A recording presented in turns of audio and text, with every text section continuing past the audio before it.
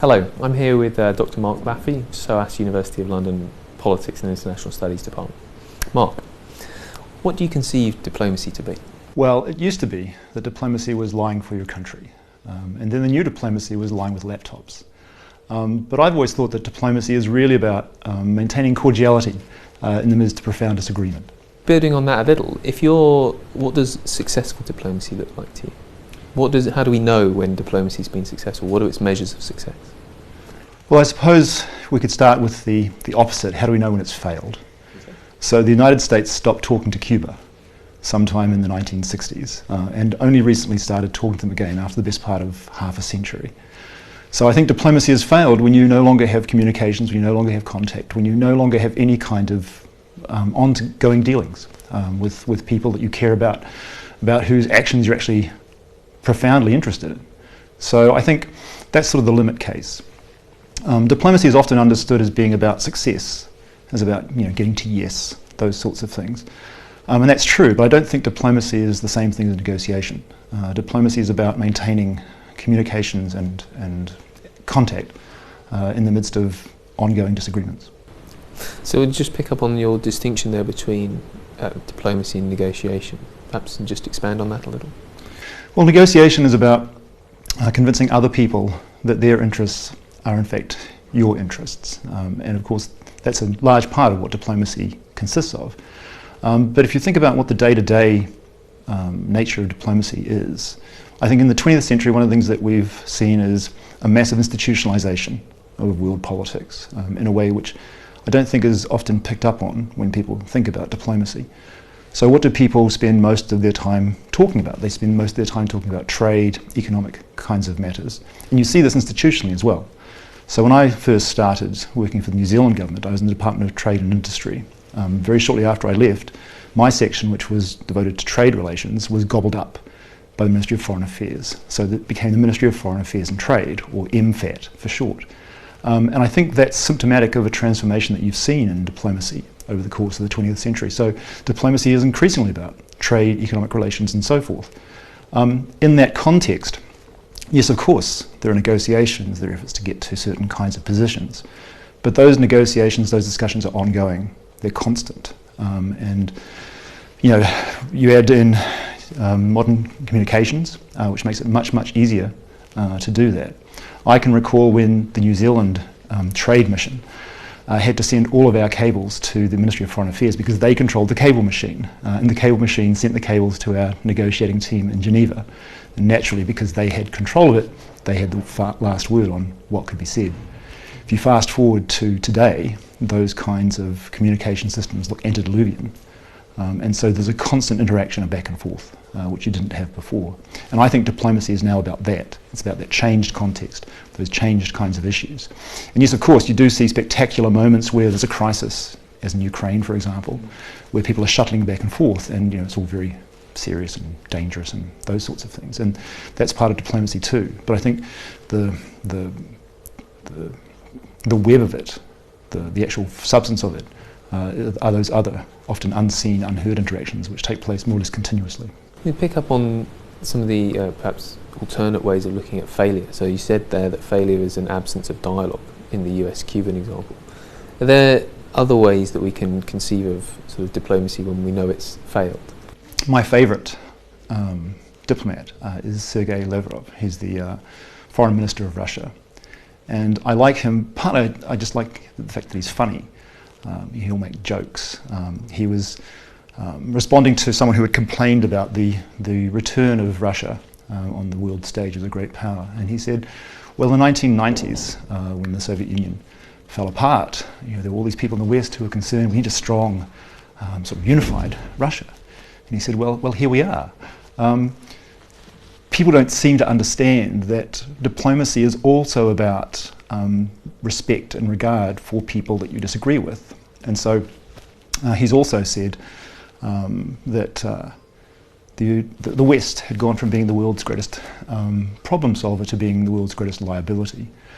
He was asked about this, is this what you really believe? He said, well, I was reading this because it was a text from a Singapore colleague, and I wanted him to know that I was still reading what he was saying and what he was writing. So on the one hand, he managed to say, yes, the United States and the West have become this huge problem for the world, without actually committing himself to doing it. And I think that kind of subtlety is almost sort of characteristic of a caricatured notion of diplomacy, sort of saying one thing while saying something else. But what he was really saying was that there's a lack of mutual respect on the part of the West for what he referred to as other civilizations in the world. And he said without that sort of basic level of respect and regard, diplomacy necessarily breaks down. That's not helpful if the West is constantly telling the Chinese or the Russians or someone else effectively that they're stupid, that they don't really understand the realities of world politics, that world politics is really what the United States and its allies say it is. That's not a basis for any kind of diplomacy, it seems to me. Great, thank you. I wonder if you pick up on one dimension to diplomacy as one of its characteristics, and that being trust. And how important is trust to your understanding of diplomacy? I think it's profoundly important. In fact, I think it's precisely to foster trust that you need to have ongoing interactions and communications and so forth. So I can recall, again as a very, very junior frog working for the New Zealand government, going off to a meeting of trade ministers in a holiday resort in New Zealand, which of course is where trade ministers prefer to hang out. And there was a big fuss because there were two buildings where people were going to be accommodated. There was a big fuss about who was going to be in the big building with the big negotiation teams from the United States and the European Union and Japan, and who was going to be in the other one, just slightly down the road. And I don't think that's just because people think that the US trade representatives are party animals or good fun to hang out with. It's because you want to be in the room, you want to be having those sort of ongoing connections, associations, that sort of interpersonal relationship with whoever happens to be the lead on those teams at the time, because those kinds of personal relations, which might seem quite trivial, nonetheless over time build up to relations of trust. So you have time with this person, they say things to you, subsequently you find out whether they've been misleading you or being straight with you or not. If you don't have those kinds of relations, it's very difficult to go from that to something much more substantive when you find yourself in a negotiating situation. So I think trust is profoundly important. So thinking about your research and your experience, where do you see diplomacy at work, as it were, beyond perhaps just the state-to-state interface? Well, I think diplomacy has become sort of decentered, I suppose, and now moves around quite a lot. So I think if you only focus on state to state, then you see one aspect of all of this. But you need to sort of pull back from that and start to think about all the things that are going on around those rooms where you have state representatives present. So even if you take that narrow focus, you can't really understand it unless you understand where the negotiating positions come from. So I've discussed this with a colleague who I suppose you describe as an academic entrepreneur. He's one of those people who sort of crosses the divide between policy on the one hand and academia on the other.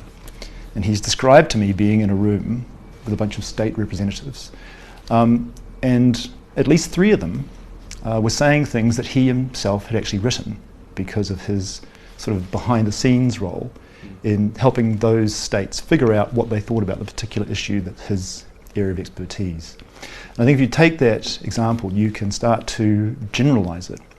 So when I was in Minneapolis, this was during the negotiations that led up to the North American Free Trade Agreement, and you had corporate lawyers, including on their CVs or things that they had done, drafting sections of what became the North American Free Trade Agreement. And that's perfectly fine, right? I'm not criticizing them for doing that, but I'm simply saying if you live in a world where the negotiating positions and indeed ultimately the draft documents that governments are presenting to each other in negotiations of whatever kind have been produced by people who are in fact not part of government, in fact don't really have any kind of public role whatsoever, then you can't really understand diplomacy if all you look at are states and what they say and do. Yeah.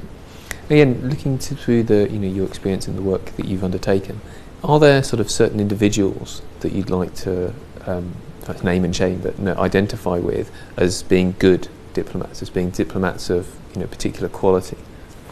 Well, I name-checked the current Russian foreign minister, so I suppose if I'm going to have a diplomatic hero, he would probably be my choice. That's not simply because I think a lot of the positions that Russia has taken in relation to Ukraine, let's say, have been, in contrast to the other side, fairly straightforward and have a better grasp of the facts and the history than what one tends to get from Western representatives. But I think it's maybe just grace under pressure. Russia's been in a rather poor position if you look at the way in which they've been discussed in Western media, the kinds of statements that have been made by representatives of the European Union or the United States or Britain in relation, or Australia for that matter, in relation to what the Russians have and haven't been doing in relation to Ukraine. And I think he has consistently, in a variety of fora, and in the face of often quite difficult questioning, retained not just the sort of the calm exterior appearance that one associates with diplomats and so forth more generally, but has consistently responded to often almost hysterical attacks calmly with the command of the figures and the history and the actual facts on the ground, which I think puts many of his interlocutors to shame. So he would probably be my hero. Just one final point there. You've talked in your remarks about something about the importance of perception to the way that diplomacy operates. I'm wondering how you see that playing into the sort of current debates on public diplomacy, the importance of the audience to diplomacy. Well, I think one of the things that has happened, again over the course of the last century, let's say, with the rise of mass publics and the rise of modern communications technologies, is that it's become much more central, I think, to how states position themselves in the world. That you speak not only to foreign governments and their representatives, but also to the broader publics. And so I think public diplomacy is actually quite important. At the same time, it's often difficult to separate it out from propaganda. And I also think public diplomacy is one of those areas where states are most vulnerable to being misled by their own misunderstandings of who they are and what they represent. So after the attacks of September 11th, 2001, the United States set out to produce actually quite a large and elaborate public diplomacy program aimed at the Middle East, because their understanding of why they hate us, which is itself a deeply problematic way of thinking about what had led to that, those attacks. Their understanding of why they hate us was that they don't know us. They don't actually understand us. And so if we can communicate with people in the Middle East what it's like to be a Muslim in the United States, or how US society works, then they'll know us better and there won't be such a problem. Now, they brought in people from Madison Avenue, so experienced advertising executives to try and run the program. They put lots of money into it. They made TV shows about life in America.